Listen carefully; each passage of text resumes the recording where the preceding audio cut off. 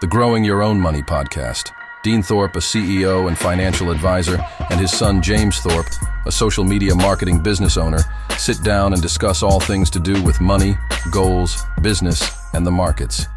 We all have values and non-negotiables, or I would hope that most people have some kind of values and things which they're not willing to compromise on. So could you fill us in on some of your values? Honesty has to be my number one. Yeah. Let your yes be yes and your no be no is one of the principles I live by, and my word is my bond in the sense of what I state I will strive to deliver. So if I say I'm going to do something by a certain point, you've got to put a deadline on it. I want it done before then, not by then. Yeah. So that's how I apply my thinking to deadlines. I think with honesty then, in a two-way or three-way setting between a business or businesses, suppliers, there's honesty and truth, but there's also recognising that that doesn't necessarily apply to everybody. And then when I was setting out in business, and relatively early stage in business, I was dismayed to find the amount of businesses that didn't tell the truth and did tell lies. So that then meant that I was a little more guarded perhaps in my dealings with others. So I could still be truthful, I could still be honest, but that doesn't mean you give everything away. Yeah. So there's a difference in terms of being firm and honest and just being too open and talking and telling everything. Yeah. You don't have to say anything and everything. What I've found is that applying those main principles, when you then start developing a team, it's very easy to suss out and get to the core of having a good team around you with the same principles and values, Yeah. and having them grow up and develop themselves with those core principles. And that can only be a positive thing, because business, yes, you're trying to make money, but you're trying to make money, in my view, in the right way, Yeah. the right manner. Absolutely. So it's not quick win, it's not quick profit, it's developing good, strong systems with good, strong people, and the money will flow. Yeah. Definitely not chasing the money, but sort of Correct. attracting the money and doing the right things. Chasing the money, it slips through your fingers, Yeah. in my view. So park the money to one side, apply the principles of best ways to grow your business, develop your team, have good, strong values, ethics, if you like, of honesty and integrity as a basis to build everything on. And you won't go far wrong, really. It's a narrow path, I suppose, people might say, but if you can make your yes be yes and your no be no, you can stick on that path. Yeah, definitely. What's the word for when something doesn't come? So say you made an input, what's the word for it if it doesn't come straight out? Patience. Yeah, like there's a quote. Money is like a trailing indicator of success or something like that. Okay, yes. So like you do the right things, Yeah, then the money comes afterwards, if Yeah. that makes sense. So absolutely. you've got to work to it. Money flow. Yeah, you've got to get it to a certain level in terms of you're doing the right things every single day. Yeah. You're being honest. You're doing things correctly.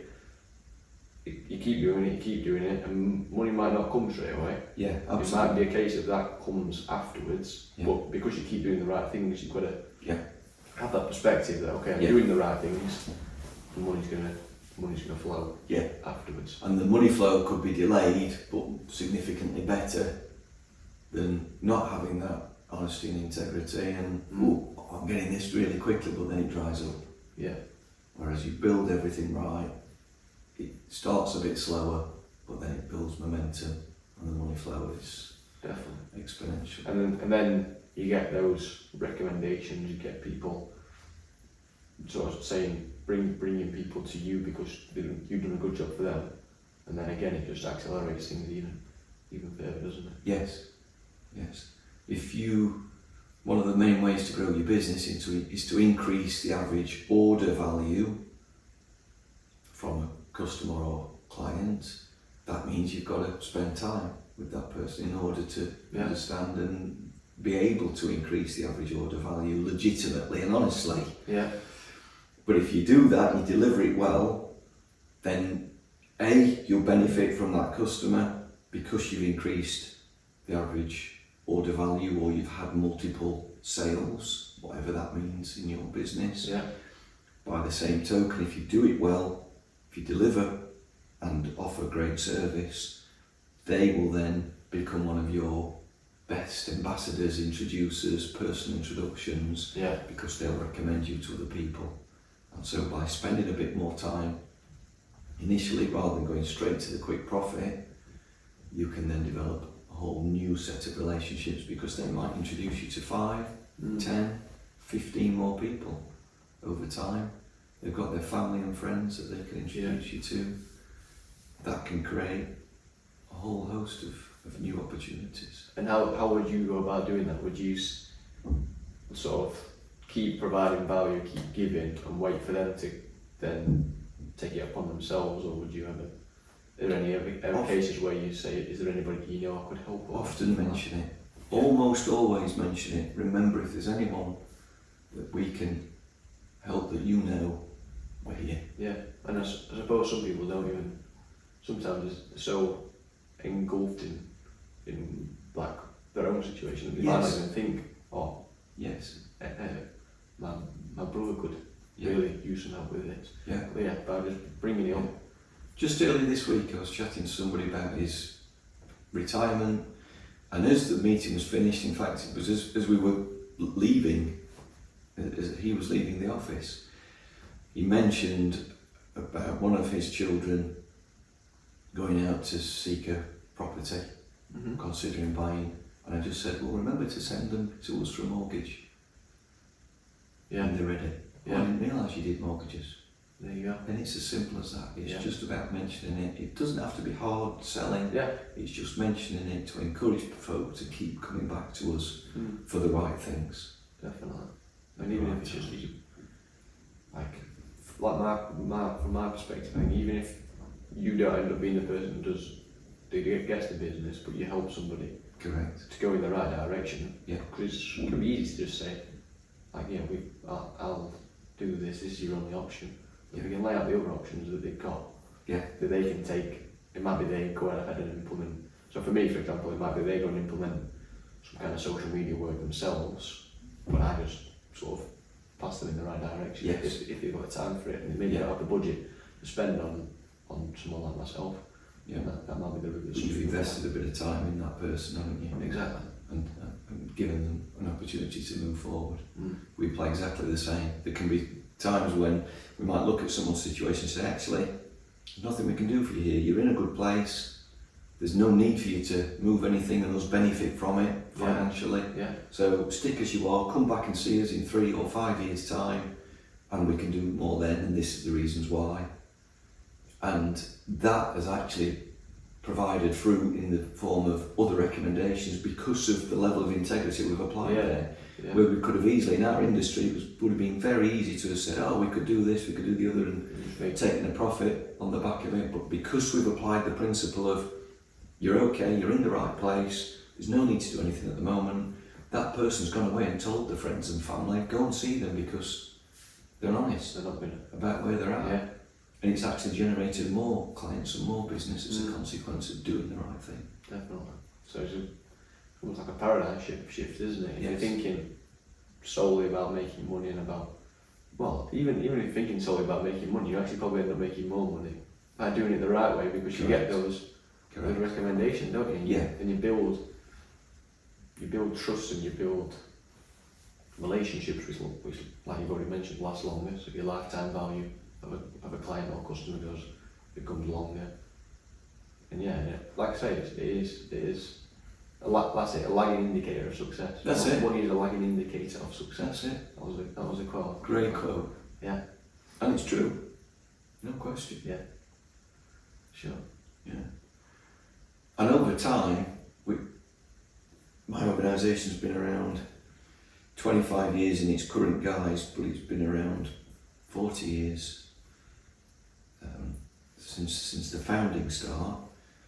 Over time, because you've been around for that length of time, the trust side of it just gets stronger and stronger because you've been around, because people are seeing positive results with what we've been able to deliver for them. Yeah. And so that stands on its own and strengthens any introductions and recommendations, to the extent that quite often now when somebody is recommended to us, they come expecting to do business with us. So we don't even need to some extent, you don't need to sell yourself. Yeah. It's just about sitting down and working out what they're trying to do and where they're trying to get to. Yeah. That element, that hurdle that you had in the early years is gone because we're here.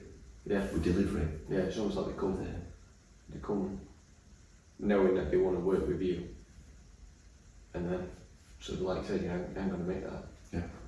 You ain't got the extra part of selling, and it just becomes easy for both sides of the transaction. Yeah. I noticed that, like with doing free trials and things like that. When they offer that, like obviously people come in and it's like, what can you do for us then? And then it's not, this is going to cost you X, Y, Z. It's, I'm going to show you what I can do, and then you can make that decision yourself. Yeah. And it then becomes a no-brainer for them. Yeah. And obviously again, we both sides win, because I'm not wasting anybody's time if it doesn't work, and they're not wasting the money if it doesn't work. So I guess creating win-win situations where it becomes a no-brainer. I wonder how the really big, powerful organisations do it. You think someone like Nike, and what principles and values they work on now, given how big they've got. Yeah. Because there's the trust element in the tick, in the symbol. Yeah. So when you purchase something from someone like a brand like Nike or Adidas, one of the big popular sports brands, there's an expectation of the level of quality, isn't there? And what you're going to receive from getting it. And I wonder to what extent they think about that now. I'm sure they do. I'm sure they've got probably teams of people that are thinking about that. Yeah. Because it does make a difference, doesn't it? And it's only the negative sometimes when they can lose out, so they must be working hard to maintain that level of consistency and strong values in their, not just in their brand, but in their what they're actually selling. Yeah, in the product. Yeah, the product and probably the team as well. Like even down to the individual Nike stores and outlets that sell that they're working, interacting with customers. And their distributors. Yeah, you'd expect that'd be, and the distributors, you'd expect that there'd be some kind of messaging or some kind of... Makes them selective, doesn't it? When you think about distributors, they'll only distribute through certain companies, you would think. Yeah. And hope. Yeah, definitely. So again, it all ties back to having the right values, having the right perspectives and mindsets of doing the right thing, where everybody benefits. And you've got to think about your own personal why as well. So if you're thinking about long-term mindset, why am I doing this? What's it for? Then that should play a part as well. Because if you're attempting to be positive with your own journey and get yourself somewhere, then that should reflect through your business. Whether you're an owner of a business or whether you're involved in a business, what you're attempting to do and where you're attempting to get to, your own personal values should be reflected through that business as well. Definitely. In terms of the way that you go about business. And then it comes back to what you do and how you are outside of business in your own personal family situation. Yeah, the values that you continue. everything's interlinked, isn't it? Correct. It's not just this is my work, this is my Making sure you're not a different person away from business to the one that you are within it. Definitely. Obviously, there's a time for putting things down and chilling out, but there's still the fact that there's still the underlying values that are in there. Yeah, definitely. And there are also values that you've got to, like with people that you're close with, you've got to expect them to reciprocate or stand by their values, if that makes sense. Yeah. So you don't, like, for example, like somebody was to say compromise on one of their values, then you've got to call them out on it. Yeah. Or say like, come on, you're better than that. Have you turned any business away yet based on values? Yeah, I think I've turned a couple away. Basically just like not being right. So for example, one of the trials as well, got to the end of it, they were like, yeah, you've done a great job, but I just don't, we've never tried out marketing through social media, but I don't think it's going to be an outlet for us right now. We're really happy with the work. If we do come back to it, and you're the first person we'll get in touch with. Right. But again, it's building that goodwill and relationship with them. Yeah. I was thinking more about negative values. So we had an example where someone was attempting to do business and manipulate the numbers, and we said, I'm sorry, that isn't how we operate. If you want to do that, that's not for us. No, I don't think, to be fair, we've had that. No, I've had that. Just should there be? Yeah. There's always some chances trying to. Yeah, and that can be tough for people who are just starting out, because you can be tempted to take it. Yeah. It's just a one-off. Yeah. But again, if we roll back to what we talked about, laying the foundations, the money flow indicators, apply it, accept the fact that you're not going to get all the money all up front. Yeah. It's going to build up the time. Sure. Tough decision to make, but if you get the values right, it does come good in the end, in my view. Definitely. Yeah, I think that's good. Any final points? Wrap us up. So I think one of the things you can really use with this is to think about the customer or client experience. If you're talking about positive values, you can apply that to the experience you give to a customer or client at any level.